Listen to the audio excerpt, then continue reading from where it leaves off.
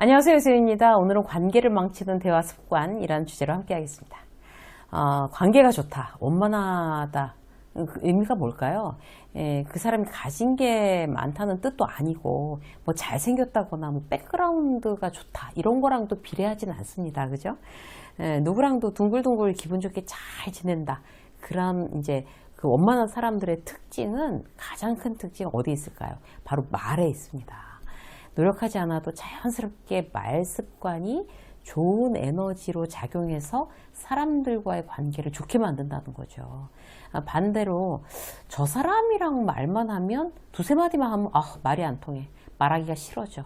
이제 이런 경우 있잖아요. 그런 사람들 주변에.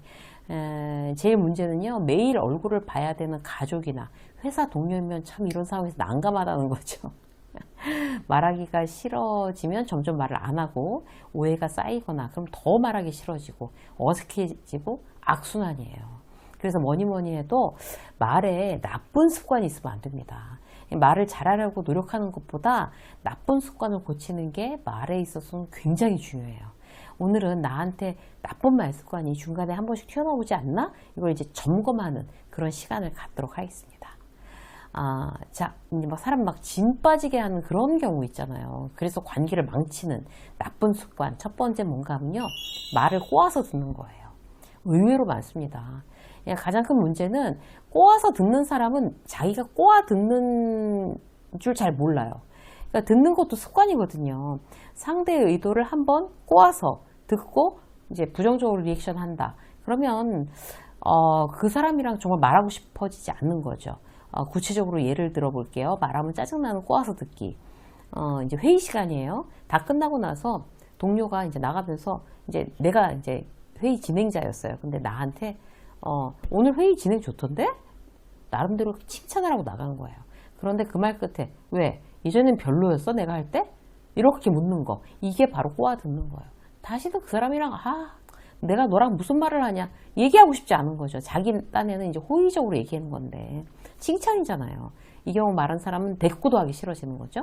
또 이런 경우 오늘 참 예쁘다고 친구가 얘기했어요. 근데 그래? 고마워. 그런 소리 들으니까 기분 좋아지는데 원래 이렇게 리액션이 나와야 이게 정상적인 대화가 되는 거잖아요. 근데 여기다 대고 오늘? 요즘 나 별로였나 봐. 이렇게 막 진짜 별로였어 요새? 막 이렇게 대답하는 거 또 꼬아듣는 거예요. 이제 출근해갖고 부장님 머리 잘리셨어요? 굉장히 세련돼 보이세요? 라고 얘기했어요. 그런데 그걸 듣고 있던 부장님이 왜? 그 전까지는 그럼 촌스러웠다는 얘기야? 이렇게 받아치면 이제 다시는 이제 그런 칭찬 듣지 못하죠. 의도를 파악하고 싶으면 이제 정확하게 파악을 하든 아니면 상대의 말 그대로 있는 그대로 받아들이든 막 이렇게 해야 되는데 막 꼬아듣고 부정적인 어떤 리액션하는 습관 오늘 있다면 빨리 걷어내는 걸로 결정하셔야 됩니다. 자, 두 번째 부정적으로 받아들이는 거. 이것도 굉장히 문제가 되죠. 그 사람 짐 빠지게 합니다. 부정적으로 받아들이면 신입으로 출근한 지 3개월밖에 안 된 아들이 출근하기 싫다는 거예요. 뭐 엄마 여기 아닌 것 같아. 아버지 출근 여기 이 회사 너무 출근하기 싫어 이랬어요. 그럼 부모가 거기다 대고 이제 어떤 게 어려운지 너무 힘들구나 이렇게 리액션이 나와 이게 정상인데 막 부모가 했다 그런 말 같지 않은 소리를 하냐 출근하고 싶어도 못하는 백수들이 얼마나 많은 줄 아느냐 네가 정신을 못 차렸네 배가 불렀네 이렇게 말하는 거 부정적으로 받아들이는 거죠. 힘들다는 얘기잖아요. 그만두겠다는 게 아니라. 그래서 이런 어떤 그 사람의 어떤 속마음 이런 거를 좀 알아채 주는 게 굉장히 중요하죠. 동창회 갔는데 이제 다음 주에 그 병원에 입원한 친구 운명하자 친구들이 막 시간을 이제 캘린더 보면서 막 시간을 맞추고 있었어요. 그러니까 다음 주에 내가 스케줄이 너무 많아서 어떡하지? 라고 얘기했더니 야, 너 인싸인 거 뭐 자랑하냐? 이렇게 이 친구가 나온다. 농담으로라도. 그럼 이제 그 친구랑은 관계가 나빠질 수밖에 없는 거죠. 그럼 나를 괜히 이상한 사람으로 몰아서 부정적인 이야기를 하는 거잖아요. 그죠? 또 다른 부정적인 습관 어떤 게 있을까요? 누군가 의견을 말하면 무조건 아니라고 얘기하는 사람들이 있어요. 왜 이렇게 추워? 그러면 뭐가 추워 이 날씨가? 이런 식으로. 너무 더워 이러면은 여름에 그러면 이만큼도 안 덥냐? 이러는 거죠.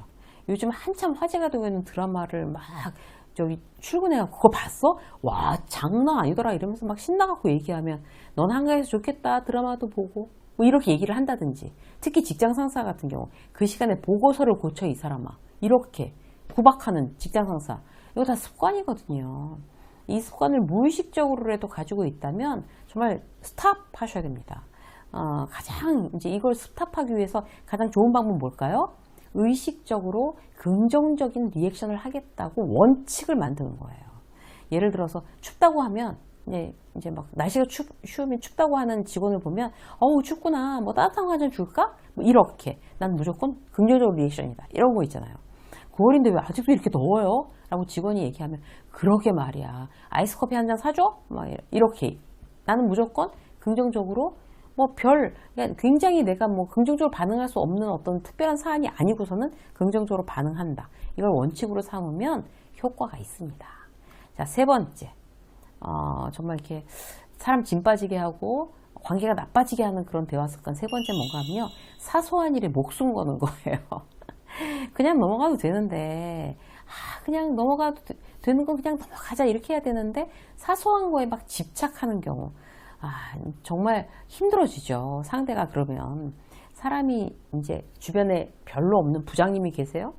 그런 부장님 왜 그런 걸까요? 다른 이유도 많겠지만, 맨 처음 이제 생각해 봐야 될 거. 내가 사소한 일에 너무 예민하게 반응하나? 내가 사소한 일에 너무 화를 내나? 이거 생각해 보셔야 돼요. 아무것도 아닌 일에 막 화를 벌컥 내거나, 막 삐지거나, 막 꼬치꼬치 따지고 드는 사람 누가 좋아하겠어요? 예를 들어 볼게요. 오늘 외부 VIP들이 이제 방문하는 행사를 하는 거예요. 그 준비에 모두를 분주해서 난리가 났어요. 행사 직전에 최종 점검하는데 부장님이 딱 간 거죠. 딱 최종 점검에. 그런데 거기서 뭐 창틀에 먼지 가지고 난리치고 지금 당장 행사 시작해야 되는데 화분에 왜 물 안 줬냐고 그러고 담당자들 불러서 뭐 하나를 보면 열을 안다는 둥 그 시간 난리를 치고 실제로 그런 간부들이 있어요. 그들 말대로 이제 하나를 보면 열을 아는 거 일리 있는 이야기죠.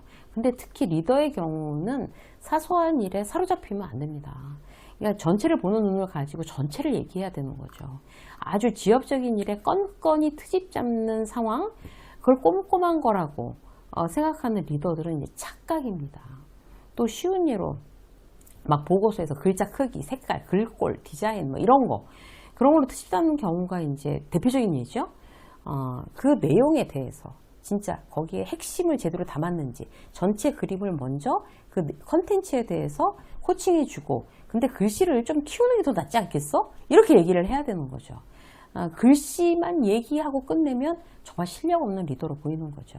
그래서 요령을 알려드리면 맨 처음에 이제 제일 아웃라인 큰 그림을 먼저 얘기하고 그 다음에 더 이제 세부적인 거, 그 다음에 더 지엽적인 거, 그 다음에 더 디테일한 거 이렇게 순서대로 이렇게 얘기를 하게 된다면 그릇이 작은 리더로 보이진 않죠.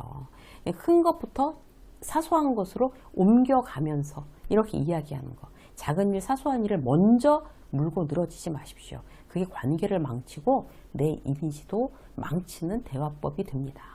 유쌤의 직장서 여기까지 하겠습니다. 고맙습니다.